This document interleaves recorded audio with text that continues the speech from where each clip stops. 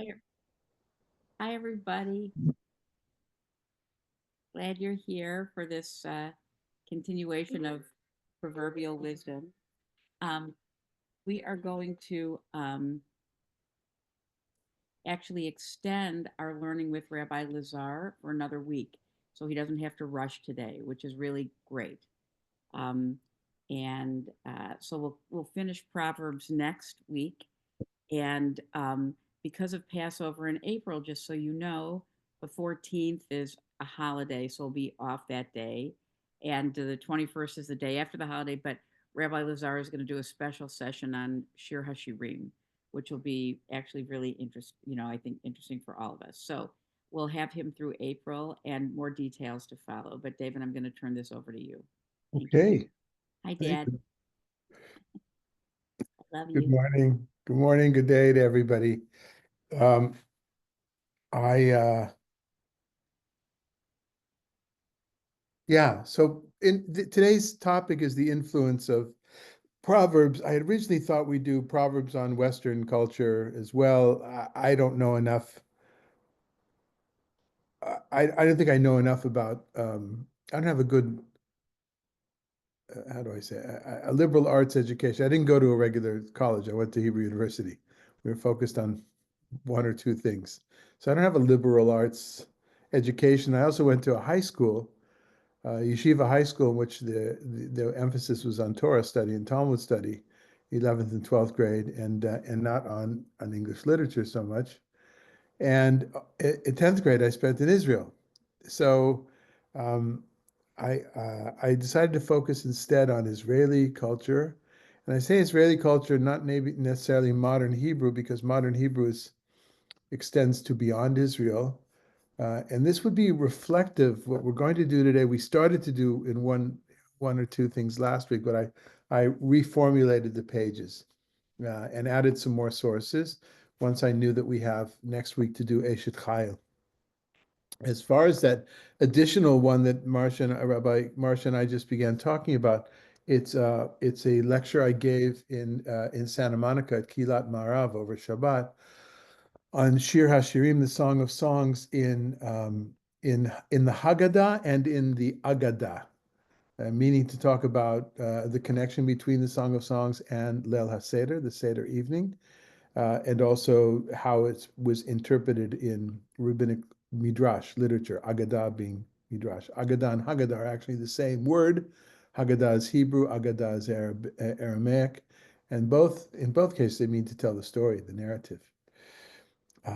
So what I did was to go through the book of Proverbs, and whenever a phrase rang a bell, something from my 36 years of living in Israel, which is not only in the academic world, but for many years, or the conservative rabbinate, the Masorti rabbinate, but for many years before that in the yeshiva world, in the settler world, in yeah, yeah, in the army world. So lots of different Hebrews coming from. That's why I didn't say. I think what. Oh, I didn't change.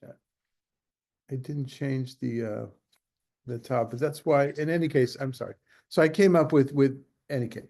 This is from my own experience, my own Israeli experience. It's subjective, but this way we could share a little bit about what was maybe intended in the contextual meaning of the text and where it's gone. Okay, not a terribly clear introduction, I understand, but hopefully it'll become clear with time. So they're numbered, the Psalms themselves are numbered with, the Proverbs are numbered with numbers, and then sometimes there's an expansion underneath, as you can see on the first page with some pictures. But let's start with and I left off what we no I did I included what we did last week, but I added another one from number one. I tried to give them titles that came to my mind for each one, what it's about. And the first one I think is about the moral of the story. And after we read the proverb, I'll explain a little bit more. So Rosalie, you want to read the first one for us?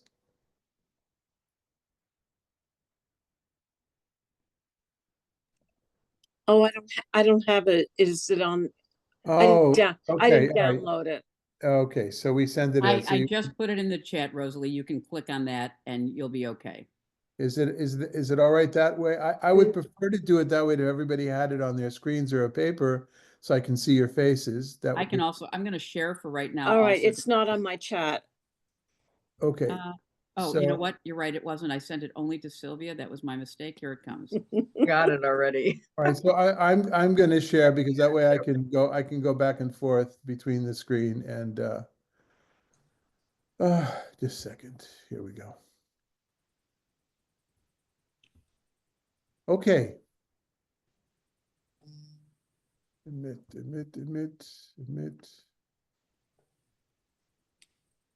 Okay, all right, Rosalie? What okay, I'm gonna put on Marcia's. No, we're on the screen. Look on your screen now. I'm looking at the screen and it says the moral of the story. That's Yep, it. that's what I need you to do. Can you make For- it a little bigger? No, okay, I'm good. So for acquiring the discipline for success, righteousness, justice, and equity. Okay, so let's just talk about it for a second. Okay. Forget the title, we'll get back to that, but what do you understand from these two lines in English? You know what? I just woke up, so don't ask me. I'm sorry, I apologize. I didn't mean to. That's okay. My insensitivity. Sandra, or somebody want to talk and I won't call, and that way I won't put my foot in my mouth?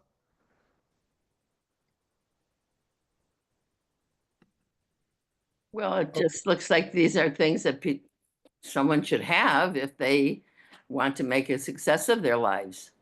All right, so so acquiring, achieving a particular goal, that goal is not just success, but the goal is discipline for success. And we get to that word that we talked about before in previous meetings, that word musar, discipline. So if you have the discipline for success, and the Hebrew is lakachat musar haskel, if there are Hebrew speakers here, you're going to say, no, that's not what it means. We'll get to that in a second. And then what are the things, what is the recipe for the discipline for success? Righteousness, justice, and equity. And we could talk and we could split hairs. How are they different? Are they exactly different in the mind of the poet? Did the poet here have different areas, definitions in mind, or is it the poetic way of saying in a very intense way the same thing, more or less? In a different class, one of the students said, well, the word equity to him seems rather modern, right? And this was before the DEI story in the last few months. This was a few months ago because this is when we started to study Proverbs. And the word for equity in Hebrew is mesharim here. Mesharim having to do with something which is straight, shooting straight, talking straight, being straight and not crooked, as in slang. So tzedek being righteousness, we use it as justice as well. Tzedek tirdov. Mishpat, which has to do with law, but also justice. And mesharim, equity or walking straight, or also basically justice. So the interesting thing in Hebrew, has anybody ever heard, for those that have spent time in Israel or do understand Hebrew, Musar Haskel? Is that something that people have ever heard? Is that intellectual discipline? Well, here it's translated as such, but Musar Haskel in Hebrew, in modern Hebrew, is the moral of the story. Somebody will tell you something. They'll tell you something, and then they'll say, "V'ma musar haskel," right? What is the discipline of the seichel, if you will? This haskel is the same word as in Yiddish seichel, right? That's where it comes from. So and this is a real common phrase, musar haskel. You'll see it on a Facebook posting. You'll see it on TV. You'll see it in the way, you'll hear it the way people talk when they're trying to. Okay, they told this, a story is told, so what do you get out of it? What do you learn from it? As I think we would say in English, what's the moral of the story? Or Rabbi, enough with your Bubamaises, enough with your going off into different directions. What do you really want to say? What am I supposed to take home, says the congregant to the rabbi who talks too much, the rabbi talking too much, not the congregant. So what do you want me to take home from this? And something that quite often I think as rabbis and preachers, we sometimes miss that. We want to say so much. We want to share all the knowledge that we've acquired, that we muddle the waters. And I realize that I, more than most people, am guilty of that, and very much so in this class as well. So Musar Haskel, what is the Musar Haskel in modern Hebrew, the moral of the story from what I just said in the last 30 seconds? For me to be more contemplative, to think, to choose my words, and to realize that less is more. That's my Musar Haskel. But in the simple meaning of the text, the pshat, at least according to the JPS translation, it's more about musar in discipline, not ethics, but discipline, the discipline for having your mind being sharp, acquiring success. Any comments? Yeah, I have a comment, Rabbi. Please. I don't want to get into the DEI, but I noticed though, because these are I was in education for years and years. And the last 10 years, we always talk about righteousness, justice, equity, social justice. But it's interesting here, the person itself is responsible for doing it. You And mean as opposed as to opposed today that you are supposed to receive it. Okay, right. In Which- other words, it's an obligation and not a right. You're saying Right. that's a really interesting observation, isn't it? Now, I would say, as someone who feels privileged, as a white privileged person in this country, that's how I feel, even as a Jew, that it's my obligation to do that. But the way that it's being presented, I think, and perhaps your understanding as well, is that it's people who are demanding it. Right. Yeah. I disagree. I disagree. Okay. It's a discipline. It's educational discipline. It sets up parameters of what the classroom is, and also it's a discipline of the workplace. So it's me as the boss that I have the obligation to make sure that my workforce is representative and has equity and these are my disciplines. And this is exactly what this is saying. It's the discipline of the person in power. Mm-hmm. These are power positions. Okay. So, and that's it.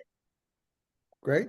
So we've had two sides of this, two ways of understanding this, and I would say that, like we usually do in poetry, both are equally right because regardless of how it was intended, which may have been, I would agree with Ria that it was intended in that way, the way that it's heard and been heard and being heard perhaps in certain circles of American society right now, because we're living in the United States, most of us, it's heard as something not to be required, but something that's being demanded, and maybe unjustly so, unfairly so. And again, I'm not siding with that, but that I think there's out there. So I think your original comment, I don't have all the pictures in front of me, but is that Harry who was speaking? James. Sorry, James. So yeah, so James, so good, so great. And so what is the Musar Haskel from a modern Hebrew point of view? What's the moral of the story of number one? That meanings of words are constantly changing. I know it's not a earth-shattering discovery here, but the meaning of words, the meaning of phrases constantly change. And I think that it's not our place. This is my opinion. This is my subjective opinion. It's not our place to decide what is the true meaning of the text, but it is my place. I'll just speak for myself to try to point out what I think, as best as I can, the author of the text meant to say, and then to allow for multiple interpretations. Where it gets sticky is if somebody's would say from this particular verse something like, you got to be careful of squirrels because they'll mess up your backyard. Now, I mean, uttered something right now. I don't know that you can say anything. I'm a little wary of people that say, well, this really means this and this really means that. We had something like that in our synagogue a few weeks ago where somebody came in with a different key to understanding text, biblical text, and shared it with everybody while I was teaching. That to me that's outside of the purview what I'm interested in. Anyway, that's the moral of the story. But we're going to gloss over this home education because we actually did this last time. Shma b'ni musar avicha ve'al titosh Torah imecha, and you'll remember that we put on Craig Talbot's beautiful song of him talking to his son and his daughter. My son, heed the discipline of your father and do not forsake the instruction of your mother, which are basically parallel ways of talking about education in the home, which is why I entitled it that way. And last week we also did a tree of life. She is a tree of life to those who grasp her, and whoever holds on to her is happy, talking about Torah/Chokhmah, wisdom. All right. Now we get to something we didn't do last week. And this, I don't know, Megan, you want to read this for us? Number 4? Number 4, the Holocaust. You will not fear sudden terror or the disaster that comes upon the wicked. Okay, and you're asking yourself, why is it entitled the Holocaust? It has nothing to do with what was written. And that's a good instinct. Megan, you've been with us we've been studying together for years now. I think you're accustomed to at least the way that I'm learning. That's exactly the point. And so why did I put, for those that can read Hebrew, why did I put Holocaust here? Let me ask this way: is there anybody who ever davens at Chabad? Just speak up, because I don't see all the picture. So if you've ever been to Chabad after Aleinu and after Kaddish, I think it's after Aleinu. Well, at the end, though, there's something that's in almost all prayer books, but usually not sung. And you'll hear them begin. And this got me as a 14-year-old starting to go to Chabad in Westwood. Al tira mi pachad pitom umishoad rishayim ki tavo utzu etzavet ufadabru davar velo yakum ki hi imanu el utzu etzavet ufadabru davar velo yakum ki hi imanu el utzu etzavet ufadabru davar velo yakum. So that second part is something perhaps some people remember from Hebrew school. I remembered from Hebrew school, but I didn't know the first part, the Al Tira Mi Pachat Pitom. And that's the way it appears in at least Ashkenazic and Nusach Ari, probably in most Sidurim, I'm guessing, most customs of liturgy. And Al Tira Mi Pachat Pitom, here it's translated, you will not fear sudden tremor. The other way it's usually understood is do not as an imperative, as opposed to just a command, as opposed to just stating a fact. And then it says umishoat rishaim ki tavo. The word shoah rishaim, the disaster that comes upon the wicked, the word shoah is the word that we use for Holocaust. And I just wanted to stop for a second about this, because not everybody keeps track of this, right? Well, where does the word Holocaust come from? Anybody?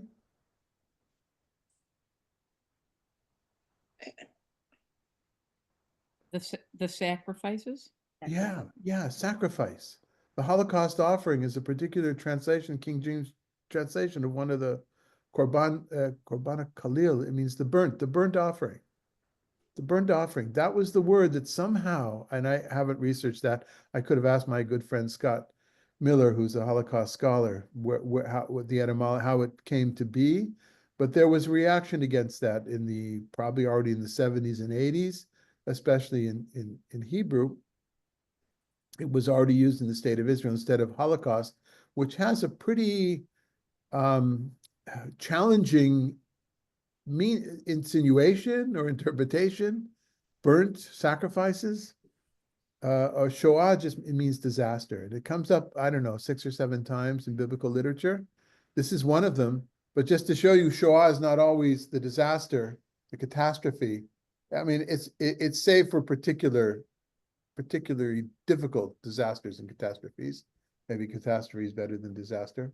But not just for the good people, but also for the destruction of the wicked as well.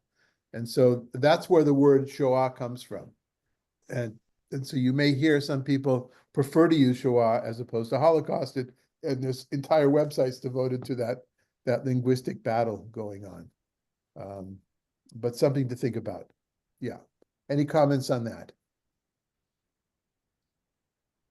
So I think I hope you begin to understand, basically, in reading through and flipping through the pages of the book of Mishlei, I was looking for words or phrases that jumped out to me that I might share with you a little bit about experience of living in modern Israel, and maybe not knowing how much the book of Proverbs has influenced the way people speak. So here's one, number 5, inaction. Ria, you want to read this one? Okay. A bit more sleep, a bit more slumber, a bit more hugging yourself in bed. And poverty will come calling upon you and want like a man with a shield. Oh, this is very funny. It's a good one, right? This is the kind of thing you would put if for Yeah. those. I didn't have a teenage son, but this thing's like the thing, we had daughters, but things like the thing that you might want to put above your teenage son's, bed or teenage. Or above mine sometime. Yeah. This is funny. No, this is good. Yeah, Or any I think- or I think- anybody's, I think. I mean, Yeah. I do read from that something similar. Is like we get too self-centered and hide from who we are and what we need to do in the world. This is what happens. What we need to do in the world Oh, happened to us. And what would say? Or do we have therapists here? Is anybody a therapist? So, Megan, Megan. Yeah. what would you say about hugging? What is hugging yourself in bed a sign of, perhaps? It depends on what type of therapist you are. Freudian. If you're a feel good, hug yourself in bed. Or if you have somebody who just is on and on about the same thing, Yeah. it would be stop hugging yourself in bed and get out. I'm thinking I'm maybe more a sign that of, therapist. I'm Yeah. thinking maybe a sign of depression, or Well, it could be. Yeah. something that's catatonic as well, if we got really, really extreme. Yeah. If you wanted to be diagnostic, yes. Yeah. No. But it's there's a judgmental part of there that well, yeah, you could say if they're sleeping too much and rocking, yeah, they're depressed, and poverty could come upon them if they don't get some help. Yeah. And the poverty may not be poverty of financial poverty, it could be social poverty. Poverty of soul, poverty Yeah, of yeah. yeah. So this is, Wow. is it safe to say nobody's ever seen this proverb before in the group? no. Yeah. Except for what I was attracted to. No. What I was attracted to is this phrase here in the Hebrew. Chibuk yadayim. Has anybody heard that term, chibuk yadayim? No. Chibuk yadayim in modern Hebrew is a very common phrase for people who are in action, or either unwilling to take action. I was thinking of, I don't know, Marcia, if you're still here, but what's the phrase either from Heschel or from Martin Luther King? I get it mixed up, about people that don't do something, they're part of the problem. This inability or lack of desire to act is in Hebrew is chibuk yadayim. Stand there with, Evil happens. It's paralysis. Evil happens when good men do nothing. yeah, that's what I was thinking of. Now you're saying, Marcia, paralysis? It can be, could be Yeah. that, I mean, maybe. Yeah, paralysis may be something that it's you're overcome by something that you're not really handle. I think in most terms, I would say I'm pretty sure that in modern Hebrew, it's more about intentionally deciding not to do something about it. Hem yoshvim b'chibuk yadayim. You'll hear that now with the protests about the government vis-a-vis the hostages. Whether you agree or disagree, those are words that are being said. Hem yoshvim b'chibuk yadayim, right? And they're doing absolutely nothing. So so there's an example. I mean, it's not often that I bring the study, or maybe it is, and I'm not aware of it. But in this time, I'm bringing you into my world of approaching this title. I often give titles, even when I don't have material for it, and then I shoot the arrow, and then I start to build the target around the arrow, and that's what I did this time. I'm really happy I did. I really enjoyed preparing for today, and then re-preparing and extending it last night once we decided to do an extra one. So thanks for that. So let's go on to another one, enlightenment, and I just love the word enlightenment. For those that have spent time with me in prayer, especially Friday night, our prayer, the Hebrew of our prayer service is very short. Kabbalat Shabbat in Or Midbar is 40 minutes, and it starts with a few chants, and we do a study in the beginning of one of the verses from the Torah portion, one or two, and maybe one or two interpretations from post-biblical literature, because I want the study to influence how we do our prayer, as opposed to the traditional way of doing prayer, and then, okay, we put down our prayer books, now we listen to a sermon. To me, I want the prayer to change every week, which is why every week I print up a different sheet. We don't use a prayer book. And although I did think at the beginning of Or Midbar I would switch up the prayers a little more than I do, I realize that for some people it's easier it's more comfortable if we just continue more or less with the same ones and change from time to time. But the blessings for the Shema, the two before and the two afterwards, instead of giving entire paragraphs as the traditional liturgy does, I just have the Baruch Atah part of it. And we begin by talking about Hama'ariv Aravim, the light of creation. And then whatever we studied, how does that fit in? And then the light of revelation or enlightenment, the second blessing before Shema, Ohev Yisrael. And then the third, Goel Yisrael, is the light of redemption. And the fourth being the light of immediate help to our neighbors, Ufros Aleinu. Now, the language of light and enlightenment I play a lot with, and what does that mean? Without going to Eastern religions of enlightenment, I don't know much about that. That has its own meaning, but I'm using it in a way mostly that has to do with intellectualism that brings a light to your world and allows you to discern what's happening in the world. So after that little introduction, we'll go back to this verse, which I couldn't remember when I saw it. Ki ner mitzvah v'torah or v'derech hayim tochachot musar. And this idea of ki ner mitzvah v'torah or, I said, well, that's got to be all over the place, right? For the commandment is a lamp and the teaching is a light. I think that's enlightenment, right? The second part of it is not known to me, right? It's not something I would know by heart. And the way to life is rebuke the disciplines. In other words, this balance between we've talked about before, discipline and acquiring knowledge, and the fact that we use that word discipline not only for punishment, but also for a culture of doing something, of learning something specific. But of course, I remembered Kiner Mitzvah V'Torah Or, I realized where I remembered from, and that's where we have these here. Let me blow this one up. These are menorot from Chanukiot from Bill Gross's collection, both of them North African from the beginning of the 20th century, around 1900. And of course, you can see here, and these are the only two ones that I found. I know that's on other ones as well, but you see Ner Mitzvah, the Torah Or. And the same one here, same motif. Ner Mitzvah, v'Torah or. So you see how I snuck that in here. I always try to sneak in a little bit of Bill Gross's collection to everything I do. Okay, any comments about that? Enlightenment, using light as far as commandments, Torah. Does it sound familiar from someplace else?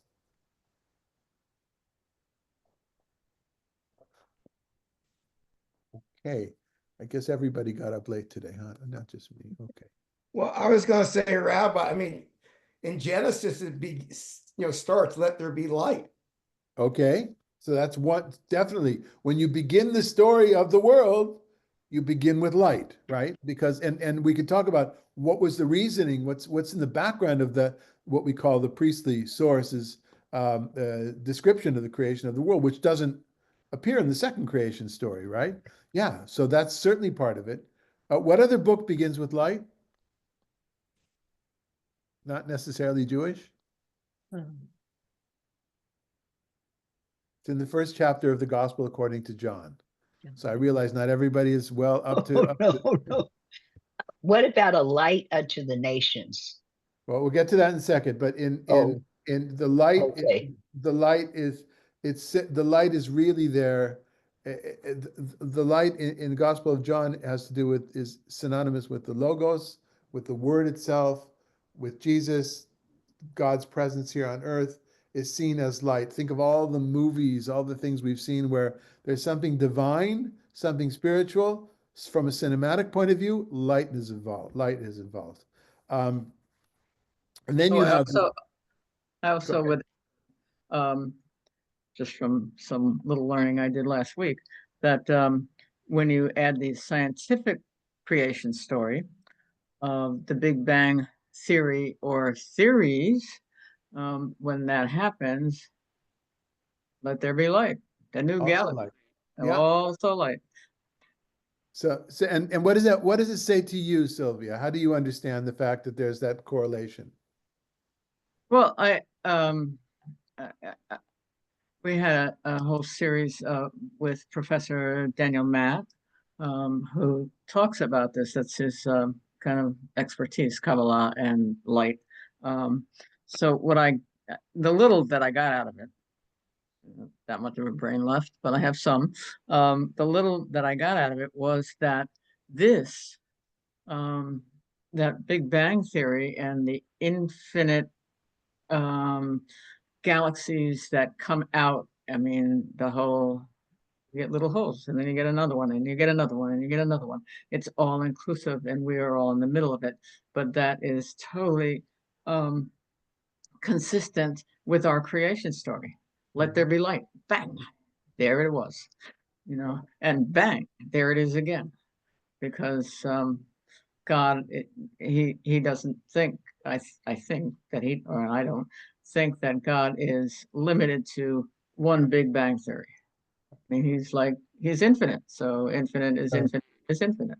So We're part Professor of it. Matt wrote a book about that as well, one of his earlier books before he translated the Zohar. And by the way, what does Zohar mean?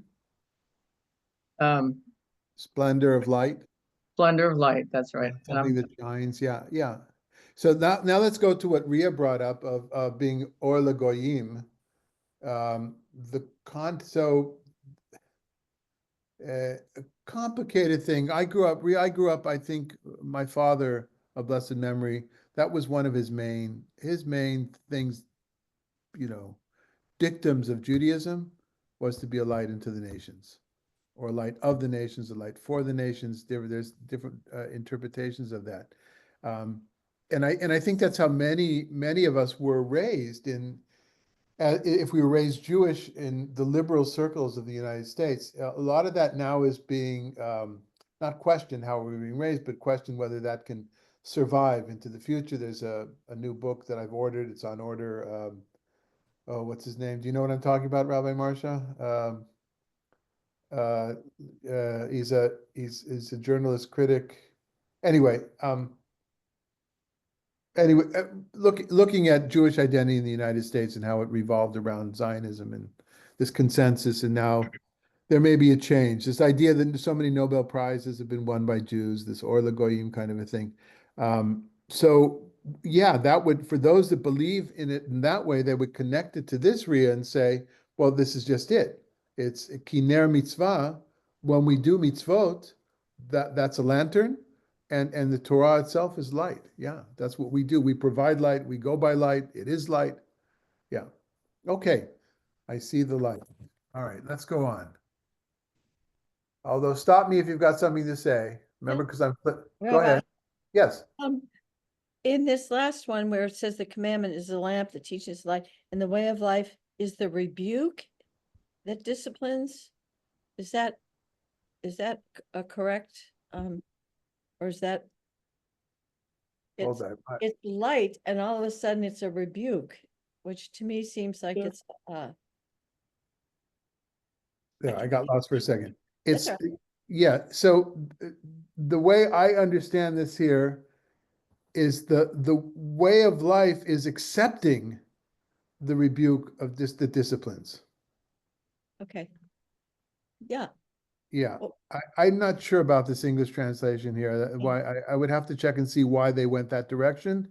And the way without discount, I never, I try not to say the JPS translation is a bad translation. They certainly had reasons for doing it that way, but how could we parse the English differently? And the way to life is, Yeah.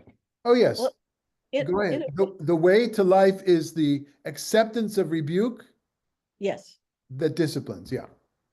And in a way, when I was talking about the last one about I must be a tired therapist, the person in bed, come on, get up, do something. And you said depression. I thought, yeah, the person might be depressed. It felt like the rebuke of light. It was a light to me that I was missing. Mhm. If a person was doing this, that they might be the one before, inaction, a bit more Good. sleep, a bit. So it was a rebuke, but it was an enlightenment at the same time. So for me personally, so that's just why I asked that, because it did. Light sometimes can be boom, wake up. Great. Good. Okay.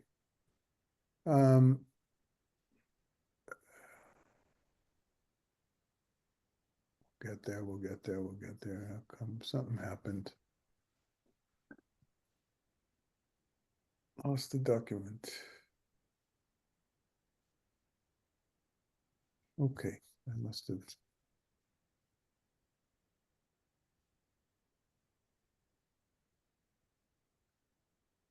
The document I had disappeared, so bear with me just a second and I will get it back. Oh, it didn't disappear, I just did blown up.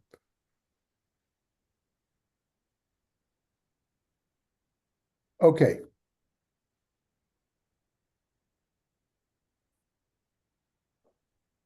Okay, Megan, since I have you on, if you go ahead, read this one, number 7.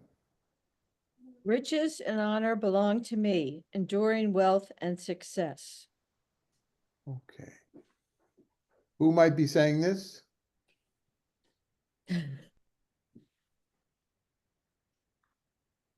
I don't want to get political. I'm gonna be, and this Yes. is not gonna be nice. No, Okay. so I know our Uh, tendencies would say that it's a person, but it's actually, it's wisdom speaking. Oh, I don't have the whole second. That's the problem. When you want to do something like this, you can't do the whole context. And in the beginning, I did have greater context for everything, but I decided to go for more expressions and less context. So I'll give you the context. This is wisdom speaking. Does that make sense? Yeah. So something that's from modern Hebrew that has nothing to do with wisdom speaking, but has to do with how people talk about either they're talking about Soros or they're talking about Musk, just to give something from both sides, or somebody like somebody who's in the middle. They'll say he has hon atak. Has anybody ever heard that in Hebrew? Hon atak. Took me a long time when I lived in Israel when I first got there as a teenager to figure out what that meant. Hon atak.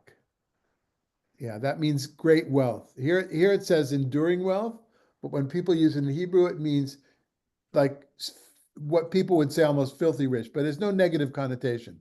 Honatak. Yeah, What is hon. the, why is tzedakah tzedakah translated here as success. I think because of the, you know, the tzedakah appears dozens of times in the book of Proverbs, as does foolishness, as does wisdom, and they're not always. And I just gave you the words. And tzedakah, avil, chokhmah.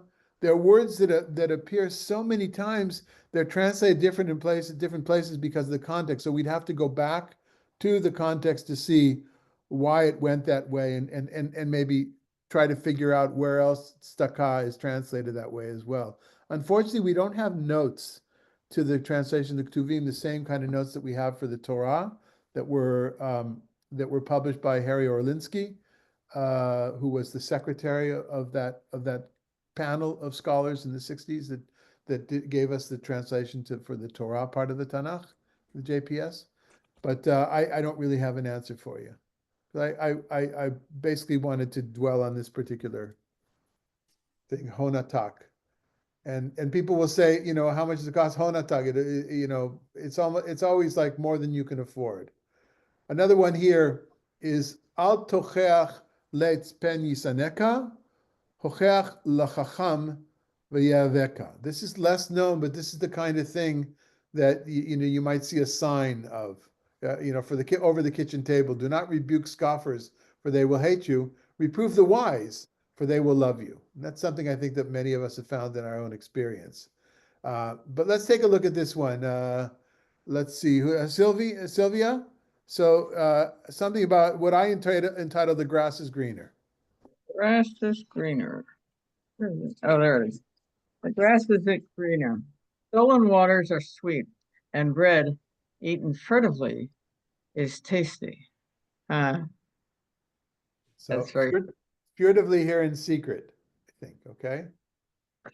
And is that true? Well, I mean, I guess sometimes it is. It's like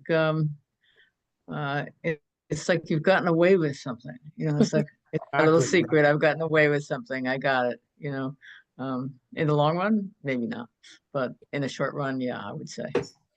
Yeah, I label this "the grass is greener" is that this constant desire that human beings have for wanting something that's not their own, which is called, you know, envy, or do not, what's in Ten Commandments, to covet.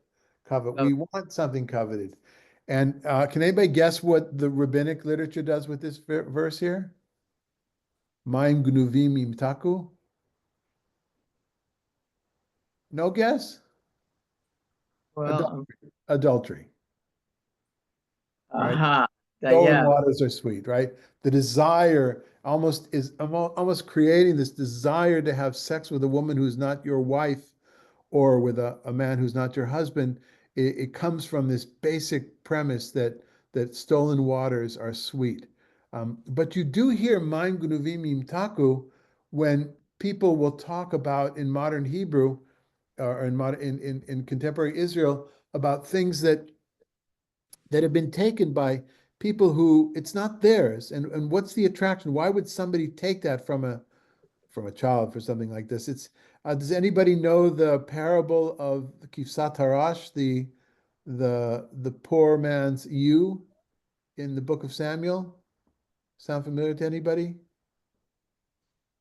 It's what the prophet comes to talk to King David about after he's taken Bathsheba. All right, another time. Okay, and Sylvia, how about this one? Life-saving measures, 10 in chapter 10. Okay. This one I decided to bring a larger context because we didn't do so many sections. And I said, this is a nice one to see. You can see how, and 10 begins a section where it's hard to figure out what the literary units are. 10 onward to 20 or so are chapters that you can really only characterize them as having couplets, two-liners. Sometimes a three-liner, but usually two-liners. And what I've been trying to do in my studies over the last year is to delineate the units, looking at some of the wordplay. And the wordplay that I found here was using the word son, ben. And then, of course, but in the middle is an important phrase that you find in modern contemporary Israel. So go ahead, Sylvia, in English, please. Okay, thank you. The Proverbs of Solomon. A wise son brings joy to his father. A dull son is his mother's sorrow. Ill-gotten wealth is of no avail, but righteousness saves from death. The Lord will not let the righteous go hungry, but he denies the wicked what they crave. Negligent hands cause poverty, but diligent hands enrich. He who lays in stores during the summer is a capable son, but he who sleeps during the harvest is an incompetent son. Okay, Like, go ahead. yeah, it's like every little couplet has uh, a, like a closure. It's like this happens, but this is what's going to result in something else, Right. in the opposite. And this is a really good example of that. It's easy to see. So good eye. You saw that. And what brings the top at the top, it says Mishlei Shlomo, Proverbs of Solomon, is a title which is not really part of the text itself that a later editor put in. It's also the way that the book begins as well, and we talked a little bit about the Solomonic authorship or But what brought me to this right now here is life-saving measures. How do you save your life? How do you keep from dying? Right? Not to be mixed up with longevity, which we'll talk about in a second, is this expression utstaka tatzil mimavet. Utstaka, which here is literally is righteousness will save you from death. But has anybody ever seen this phrase before? Tzedakah tatzil mimavet? Ray, Ria? Isn't it done during Yom Kippur? You do see that. You see that, yeah. Utshuva utzdaka utfila Yeah. tavirat roa hagzera. It is, although many would say that there too it's not necessarily it's righteousness, but how do we usually translate tzedakah? Charity. Most people? Giving. Giving charity. I think we've talked before the difference between charity, which comes from the heart, caritas, and the Christian tradition is an act of generosity, an act of mercy, an act of compassion, whereas tzedakah, theoretically at least, is an act of leveling the playing field, is righteousness from a Jewish point of view. It's way too oversimplified, but that's one thing that comes up. But has anybody here ever lived in Israel? And did you ever visit a cemetery in Israel? So, what every cemetery you visit in Israel, prominent on the entrance and when you leave, is a sign that says "Utstaka tatzil mimavet." Charity will redeem you from death, and there's Right. And then they have a little Pushka. pushka. exactly not even a little pushka, a big mother pushka. Yeah. Can I ask you, about righteousness save you from death? It's not really the actual, your body just dies. No, it's death. You might as well be dead. I mean, you're alive, functioning, but you might as well be dead if you don't live according to, as a righteous person. That's what makes you really alive. That's a terrific little advice, I think. And that's what makes you, Ria, such a Rebbe. You're such a rabbi in your educational approach. Like totally great. Exactly. What a great drasha, right? What a great way to understand that. And based on your own wisdom and I think very much part of the meaning, even if in this case, I might agree with you that it is the simple meaning of the text, the intention of the writer. But even if it isn't, it's certainly a true meaning, Yeah. Great interpretation. I love that. Thank you. Does anybody else want to chime in on anything here? I don't mean to be subduing the conversation. A lot of this sounds like Benjamin Franklin's, Poor Richard's Almanac. A lot of advice for life. He got a lot of that from Proverbs. Yeah. Where did he get it? Right. Remember, Proverbs was, It's interesting. It doesn't play a huge part, as I said, in Jewish liturgy or in Christian liturgy, as far as I know, but it's there in wisdom literature. And I think people who saw themselves as people of letters in those days, men of letters, I think this was part of a well-rounded education. I'm guessing, don't know, but I'm sure somebody's done a study on it. I looked up a little bit. When I was preparing for this, I tried to look up what one can find online, the influence of the Book of Proverbs on the English language and in English literature. I didn't get very far. It was much easier for me to do. That's kind of why in the end I focused on Like places like, it wasn't like Harvard, a lot of the early colleges were divinity schools. There I'm still wondering are. if Harvard was part of their curriculum, maybe. Yeah. Yeah. Both Harvard and Yale still have divinity schools. Yeah. Yeah. I think you may be right, James, because I think that the early colonialists, there's so many of them who were rooted in what they called the Old Testament. We call it Torah, and so they are looking for ways to teach their congregations who are not necessarily well educated. And that was an easy, not an easy, but that was one more simpler way to do that. Okay, we're going to skip a few here because there's two things I'd like to do before we end. And true to my usual way of doing things, is way too much to do in 1 hour. But that's good. You get to go home and do it on your own, right? Or you get to stay home. I think we did hear he who spares the rod hates his son. Did we do that last week? Yes. Yeah, I think we did that. So that's still good. The secret to a long life, longevity of life. Okay, that's what I call this one. And so ocher beito botzea batza v'soneh matnot yichyeh. Now, the first part of this is nothing I would remember. V'soneh matnot yichyeh comes up in a lot of Talmudic passages and midrash. It's something I just remember and that's old learning. That's from when I was a teenager and early 20s. So I wanted to find an example of how we might. There's just one example of how it was used in Talmudic literature. This idea that one who spurns gifts will live long, right? Apropos political court cases going on in different places right now. So, somebody want to take on Talmud Megillah 28a? Try it. Go ahead. Rabbi where are we starting at, Rabbi? Yeah, Rabbi Nechunya. Rabbi Nehunya ben Hakana was asked by his disciples, by way of which virtue were you blessed with longevity? He said to them, in all my days, I never attained veneration at the expense of my fellows' degradation, nor did my fellows' curse ever go up with me upon my bed.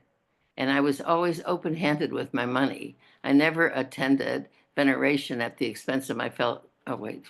So that's what he said. At I the should have. expense of my fellow Right. denigration. So hold on. This is So referring to conduct such as that of Rav Huna, who was carrying a hoe over his shoulder as he returned from work.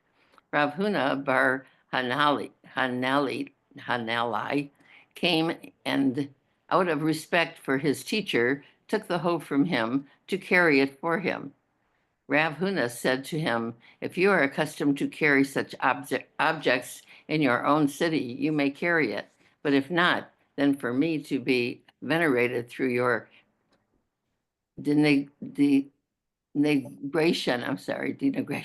is not pleasing for me. Okay, so the first thing, as it happens in the Talmud, there's a story. Then the later generations of the story take it apart and they explain exactly how that plays out in another story, right? And that's what we had here. Rav Nechunya says those three things. The first thing that is explained is exemplified is I never attained veneration at the expense of my fellows' denigration, right? Something that we see very little of, unfortunately. It felt like when I was a kid, it used to be so rare that somebody would have negative campaign commercials and things talking about the other guy. But of course, that's kind of part of course here. So now on another part of that story, first comes the quote. Go ahead. Nor did I ever allow the resentment caused by my fellow's curse to go up with me upon my bed. This is referring to conduct such as that of Marzutra, which when he would go to bed at night, he would first say, I forgive anyone who has vexed me. Okay, to think about that, right? It's interesting. As opposed to ruminating the way some of us do, and I've done it much in my life, how much we've been screwed that day, how unfair, how we have been, we've been victimized that day, and we, go to sleep. Another variation of this might be not going to sleep angry with your partner. There's all sorts of ways, but that's the one that was chosen here. And then the third part. And I was always open-handed with my money. This is referring to conduct such as that which the master said.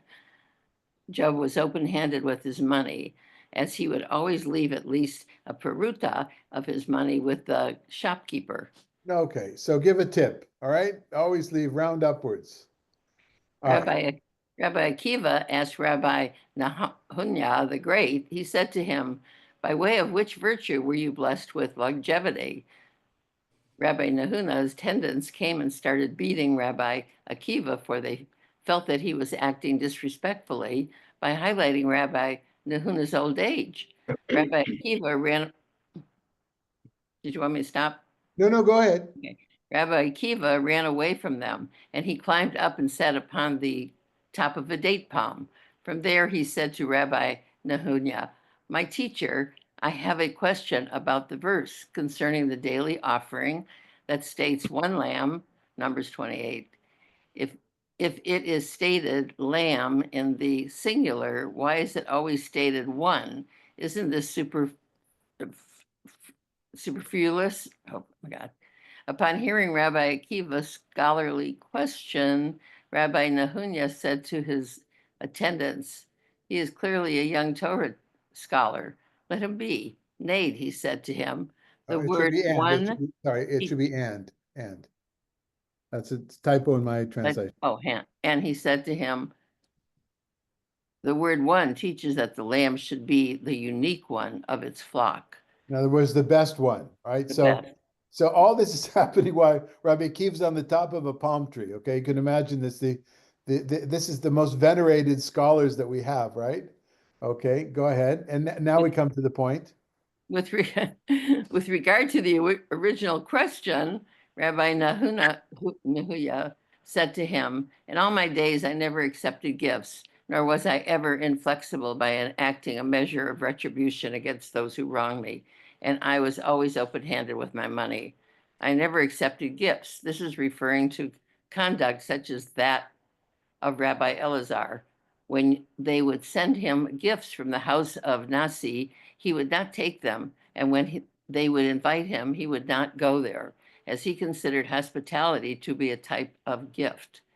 He would say to them, it is not pleasing to you that I should live, and it is written, he that hates gifts shall live. Okay, so there's that. So the Nasi is the prince. It's talking about Rabbi Yehuda HaNasi, and the conduit between the Roman government and the world of the sages, and so this is right out of the pages of what we read about certain politicians, Supreme Court justices that are accepting favors, and so he says, so what, you don't want me to live? And the guy's saying, well, of course I want you to live. And then why are you giving me gifts?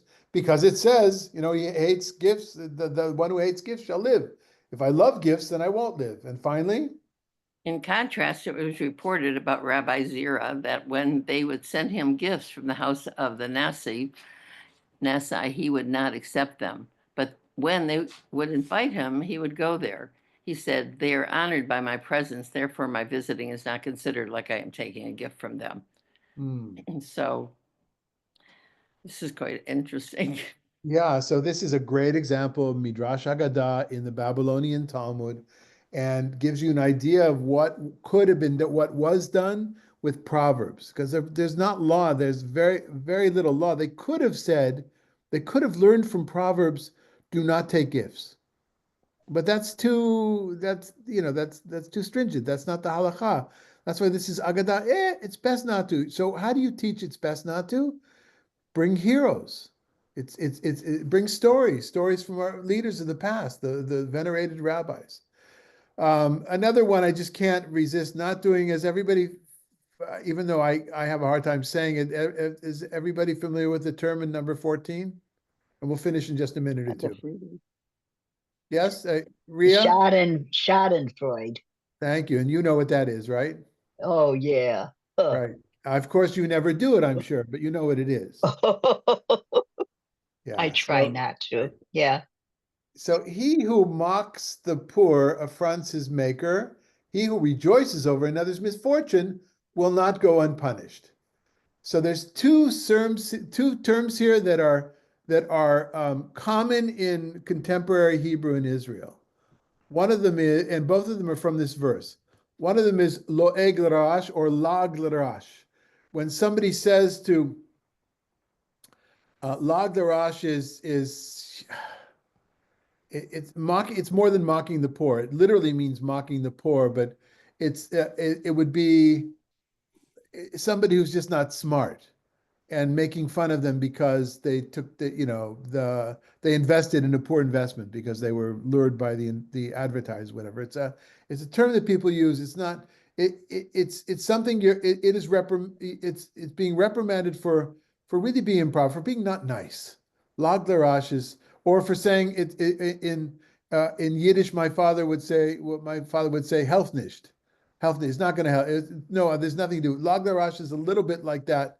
The person is so stupid, health nicht, right? The person is so, I'm not, I'm so untalented. That's kind of lag l'rash. The other one is simcha le'ed, sameach le'ed here, but the noun itself is simcha le'ed, and that's rejoicing over another one's misfortune. Yes, I do have a story about that, but I probably shouldn't tell it. So Ria. Oh, yeah, sorry, but we have a lot of unhoused in our streets. Yes. And this goes to that because oftentimes people will say they're on drugs, they're no good, and we